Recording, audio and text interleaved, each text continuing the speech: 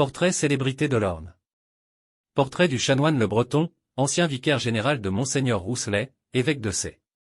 Portrait du baron Mercier, maire d'Alençon. Reproduction photographique par le docteur Guillot d'une gravure sur bois de la collection Clogenson, inscription au dos.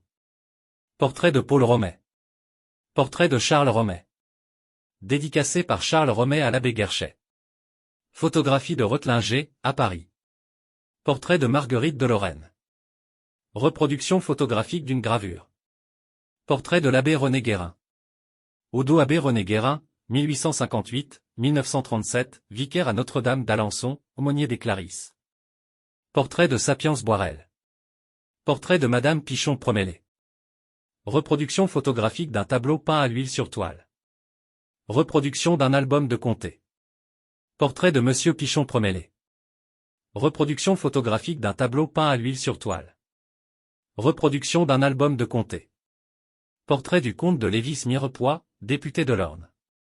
Le comte Adrien-Charles de Lévis-Mirepoix a été député de droite de l'Orne de 1885 à 1910.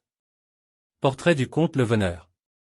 Au dos, Aimère le comte Leveneur, décédé en son château de Carouge le 8 avril 1925 dans sa 74e année. Photographie par Réguillet, à Ernée, Mayenne. Portrait de Nicolas-Jacques Comté.